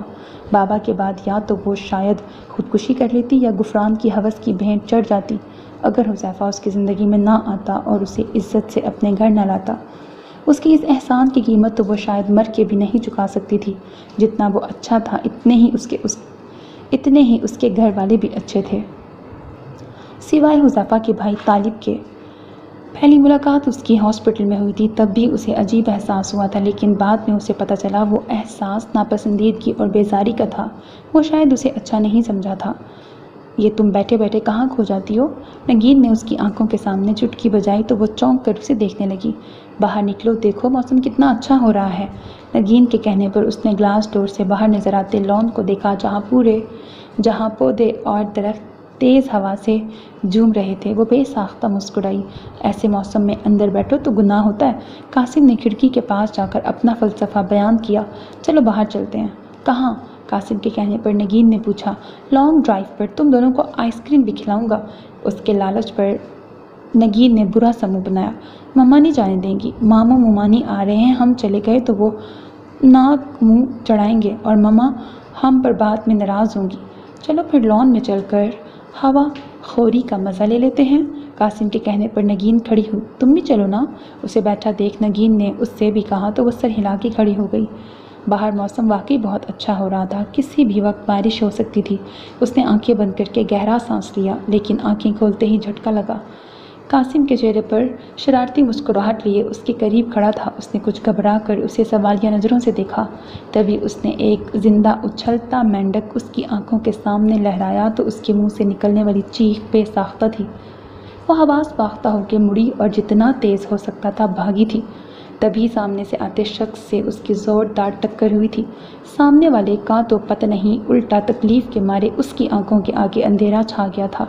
अभी बस संभली नहीं थी जब सामने वाले ने उसे बाजू से पकड़कर झटके से खड़ा किया।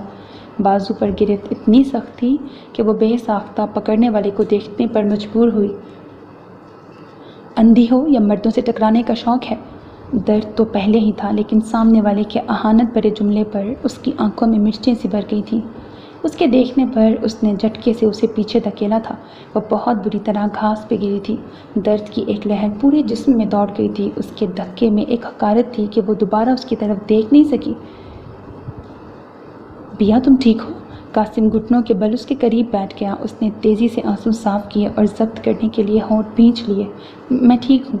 वो गहरा सांस लेके बमुश्किल बोली। तो रो क्यों रही हो? मैं भाग रही थी तो पाँव मुड़ गया। ओह! कासिम ने अफसोस से उसका चेहरा देखा, फिर उसका पाँव। दिखाओ। उसका हाथ पाँव की तरफ बढ़ता देखकर वो बेसाख्ता पीछे हटी थी। नहीं, अब ठीक है। वो पूरा जोर लगा के खड़ी हुई। दर्द कंट्रोल करने के चक्कर में उसका सफ़ेद रंग सुर्ख पड़ गया था। आई एम सॉरी बिया, मैं सिर्फ मजाक कर रहा था। उसे बमुश्किल चलता देख कासिम परेशानी से बोला। कोई बात नहीं, मैं ठीक हूँ अब। उसे शर्मिंदा देखकर वो मुरव्वतन बोली। कब किसी ने उसकी इतनी परवाह की थी? चलो मैं अंदर ले जाता हूँ। नहीं, वो जल्दी से बोली। मैं चल सकती हूँ। वो कहकर कदरे तेज़ चलने लगी। दरवाजे पर होने वाली दस्तक पर उसने तेज़ी से चेहरा साफ करके दरवाजे की तरफ देखा। अगले ही पल दरवाज़ा खुला और नगीन अंदर आई थी। बिया, तुम ठीक हो? वो परेशानी से उसका सुर्ख चेहरा देखती उसकी तरफ बढ़ी। मैं ठीक हूँ। उसने मुस्कुराकर खुद को ठीक जाहिर किया था। फिर यहाँ क्यों बैठी हो? बाहर आओ, मेहमान आ गए हैं। नए लोगों से वैसे ही उसकी जान जाती थी। उसने घबरा कर नगीन को देखा। मैं क्या करूँगी वहाँ जाके? मैं जानती भी नहीं उन्हें। वो हिचकिचा के बोली। अरे मेरे मामू की फैमिली है और अनम मेरी होने वाली भाभी भी है। उससे मिलवाना है तुम्हें, और मम्मा ने भी कहा है तुम्हें बुला के लाऊं। उठो। वो कहने के साथ उसे बाजू से पकड़ के उठाने लगी तो वो चुपचाप खड़ी हो गई। वैसे भी जिद करना उसे आता ही नहीं था। वो जब मुंह धोकर आई तो नगीन उसी के इंतज़ार में खड़ी थी। वो दुपट्टा अच्छी तरह सर पे ओढ़ कर उसके पीछे आ गई। लाउंज में घर वालों के अलावा कुछ अजनबी चेहरे भी दिखाई दिए तो वो एक बार फिर घबराहट का शिकार हुई। उसने धीरे से सलाम किया। जवाब का तो पता नहीं, लेकिन काफ़ी नज़रों का एहसास उसे अपने चेहरे पे हुआ था। भाभी, ये बिया है, बड़ी प्यारी बच्ची है। रुखसाना ने अपनी भाभी फजीला से उसका तारुफ करवाया तो वह चुपचाप सिंगल सोफे पे जाके बैठ गई।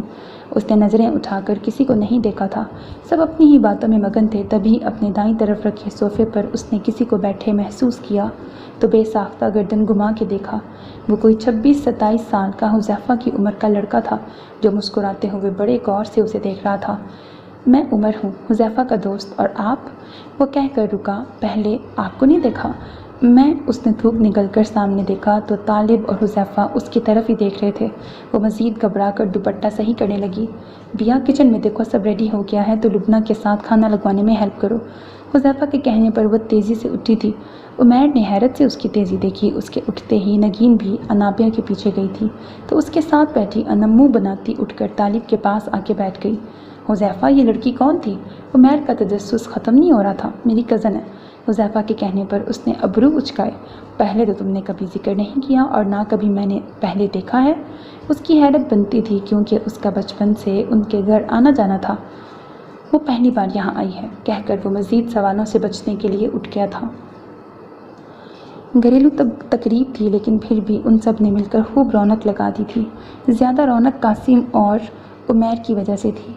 अनम को अंगूठी पहनाते ही तालियों के बाद बातों, शरारतों और छेड़खानी का ना ख़त्म होने वाला सिलसिला शुरू हो चुका था। हुज़ैफ़ा सोफ़े पर बैठा बगौर सबके खुशबाश चेहरों को देख रहा था।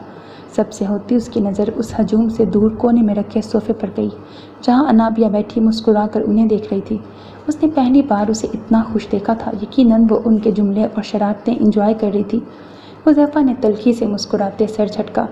अरे तुम दोनों क्यों इतनी दूर बैठे हो? अचानक उमैर के कहने पर सबकी नज़रें हुज़ैफ़ा और अनाबिया पे जा रुकी। उमैर के यूँ मुखातिब करने पर वो नज़रें झुका गई, जबकि हुज़ैफ़ा गहरा सांस लेके खड़ा हुआ। आंटी, अब इस बैल को भी खूंटे से बांध दें, कब तक यूँ आज़ादी से घूमेगा? उमैर के कहने पर कुलसूम ने मुस्कुराती नज़रों से हुज़ैफ़ा को देखा। तुम्हें लगता है मेरी खुशी बर्दाश्त नहीं हो रही? हुज़ैफ़ा के कहने पर कहा लगा के वो हंसा था। सुन रही हो नगीन क्या बोल रहा है?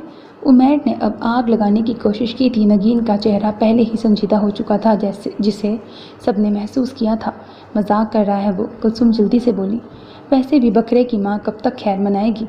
कासिम माहौल का तनाव कम करने के लिए मजाकिया अंदाज में बोला।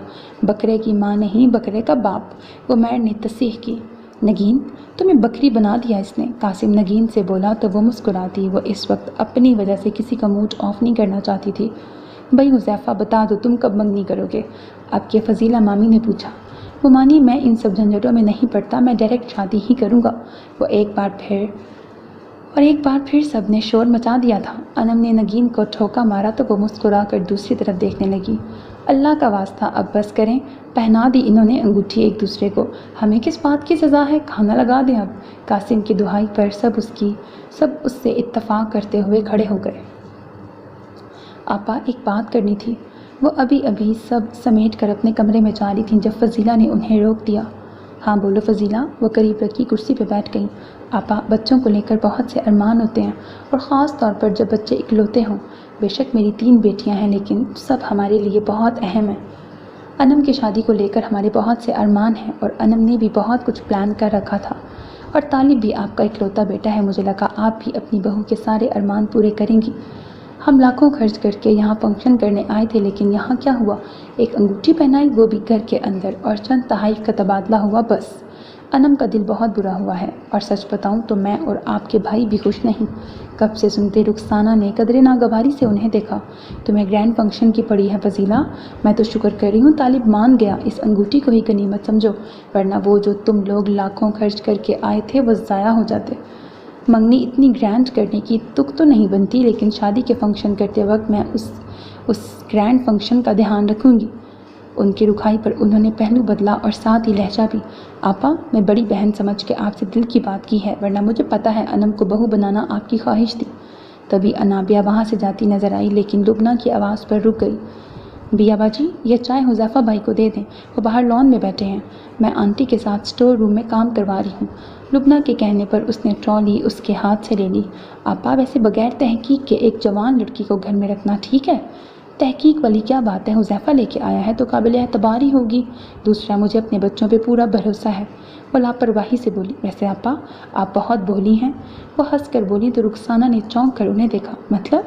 फ़सीला झुक कर कदरे सरगोशी के अंदाज में बोली। आपा, कोई यूं ही अपनी जवान खूबसूरत बेटी किसी गैर आदमी के साथ रवाना नहीं कर देता, और वो भी यहाँ कैसे आराम से रह रही है जैसे यही उसका घर हो। तुम कहना क्या चाहती हो फ़ज़ीला? जो मैं कहना चाहती हूँ आपा, वो आपको बुरा लगेगा।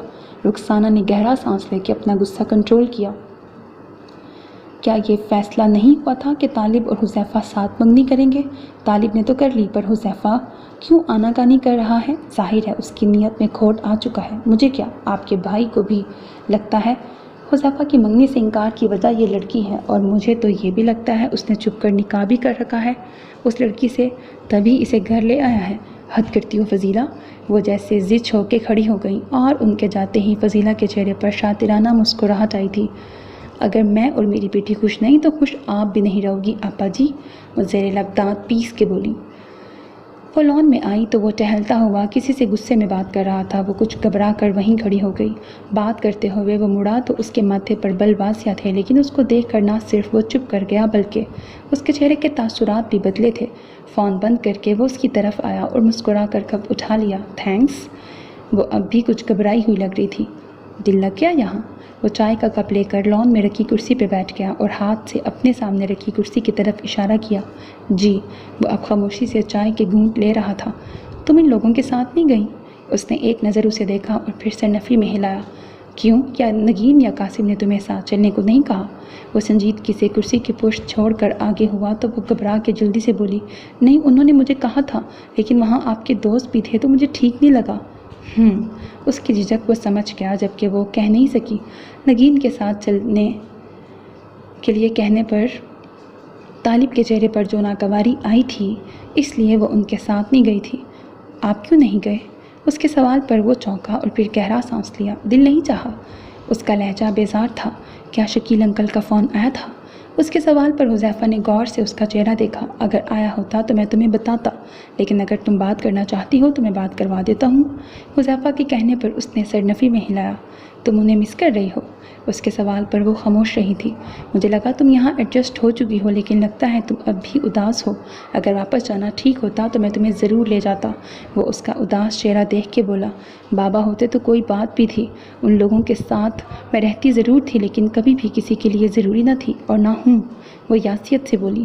حذیفہ اس سے بہت کچھ کہنا چاہتا تھا لیکن کہہ نہ سکا۔ وہ دونوں اپنی جگہ خاموش بیٹھے تھے۔ تبھی گیٹ کھلتے ہی دو گاڑیاں آگے پیچھے اندر داخل ہوئی تھیں۔ ان دونوں نے کار پورچ کی طرف دیکھا جہاں سے طالب، انم، نگین اور قاسم نکلے تھے۔ طالب نے ان دونوں کو بیٹھا دیکھ کر ایک ناگوار نظر دونوں پہ ڈالی اور اندر بڑھ گیا، جبکہ وہ تینوں اسی طرف آ گئے۔ بیا، تمہیں بھی ہمارے ساتھ چلنا چاہیے تھا، اتنا مزہ آیا، اور دیکھو ان دونوں نے کتنی شاپنگ کی ہے۔ قاسم نے قریب رکھے ڈھیر سارے شاپرز کی طرف اشارہ کیا۔ مجھے کچھ خریدنا نہیں تھا، اس نے مسکرا کر قاسم کو جواب دیا، جبکہ نگین نے سنجیدہ نظروں سے حذیفہ کو دیکھا۔ اگر آپ فری تھے تو ساتھ کیوں نہیں گئے؟ وہ اب حذیفہ سے پوچھ رہی تھی۔ میں فری نہیں تھا، ابھی تھوڑی دیر پہلے آیا ہوں۔ انم نے مزہ لیتی کیفیت کے ساتھ نگین اور حذیفہ کے چہرے دیکھے اور تیسری گہری نظر انابیہ پہ ڈالی جو مسکراتے ہوئے دلچسپی سے قاسم کی بات سن رہی تھی۔ طالب کی یہی بات مجھے سب سے اچھی لگتی ہے کہ وہ کنجوس نہیں اور اپنوں کے لیے اس کا دل بہت بڑا ہے۔ دیکھو نا، میں نے جس چیز پہ ہاتھ رکھا اس نے انکار نہیں کیا۔ وہ اپنی ساری شاپنگ بیڈ پہ پھیلائے نگین سے مخاطب تھی جو تھوڑی الجھی ہوئی لگ رہی تھی۔ کہاں گم ہو گئی؟ انم کے پوچھنے پر وہ سر جھٹکتی اس کی طرف متوجہ ہوئی۔ یہیں ہوں، وہ اپنے بیگ اٹھا کے الماری میں رکھتے ہوئے بولی۔ ویسے حذیفہ مجھے کنجوس لگتا ہے، دیکھو نا، شاپنگ پہ جانا تھا تو مصروفیت کا بہانہ بنا کے انکار کر دیا، حالانکہ جب ہم آئے وہ فری بیٹھا تھا، بلکہ کتنے خوشگوار لہجے میں اس لڑکی سے باتیں کر رہا تھا، ہم سے تو کبھی نہیں کی۔ اس کی ریزرو نیچر لگتا ہے صرف ہمارے لیے ہے۔ انم بولنے کے ساتھ نگین کے تاثرات بھی دیکھ رہی تھی۔ حذیفہ بالکل کنجوس نہیں ہے انم آپی، اگر انہوں نے کہا ہے کہ انہیں آفس کا کام تھا تو یقیناً ایسا ہی ہوگا۔ اس کا سنجیدہ لہجہ محسوس کر کے انم ایک پل کے لیے گڑبڑا گئی تھی۔ لیکن ایک بات کہوں، مائنڈ مت کرنا، تمہاری بھلائی کے لیے کہہ رہی ہوں، کیونکہ تم مجھے بہت پیاری ہو، تم صرف میری کزن ہی نہیں، ہونے والی اکلوتی نند بھی ہو۔ اس کی اتنی تمہید سے نگین کو الجھن ہونے لگی تھی۔ آپ کہیں آپی، مجھے نا یہ لڑکی بیا ٹھیک نہیں لگتی، پتہ نہیں تم لوگوں نے اتنی آسانی سے حذیفہ کی باتوں پہ یقین کیسے کر لیا۔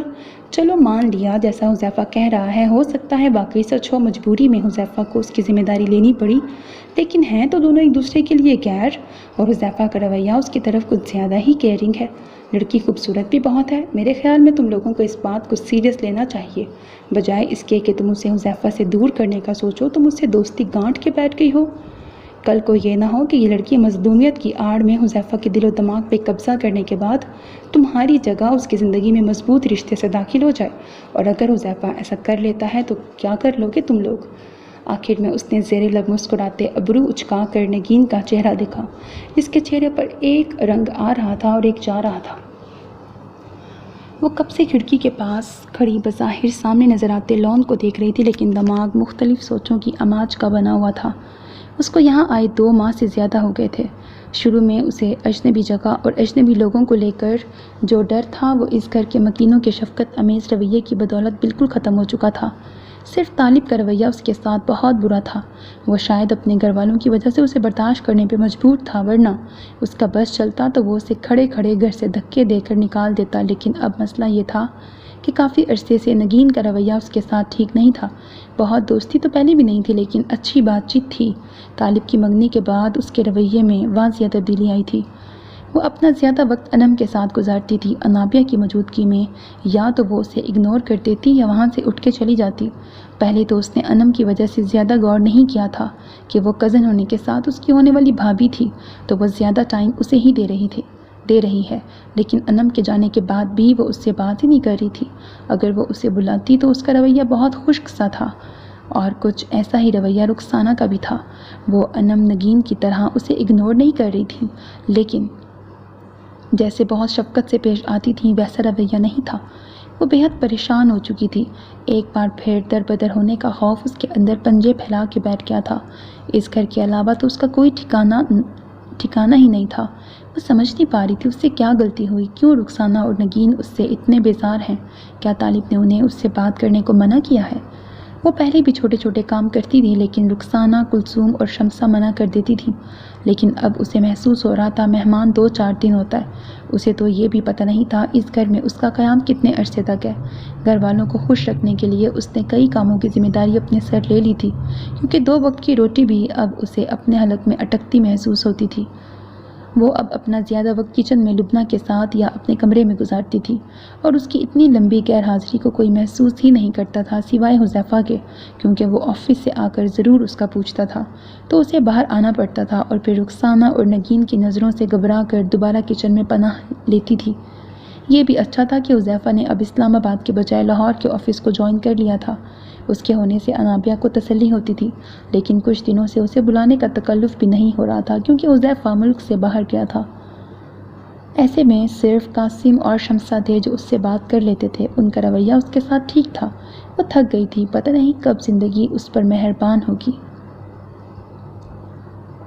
So میرے عزیز listeners, this was the end of second last episode of the novel دستور وفا by مریم عزیز۔ امید ہے ناول آپ کو پسند آ رہا ہوگا۔ Next one will be the last mega episode۔ اپنا بہت خیال رکھیے گا، چینل کو سبسکرائب ضرور کر لیجیے گا، because that's how you can encourage me and that's the only kind of support and encouragement which I want from all of you۔ اللہ حافظ۔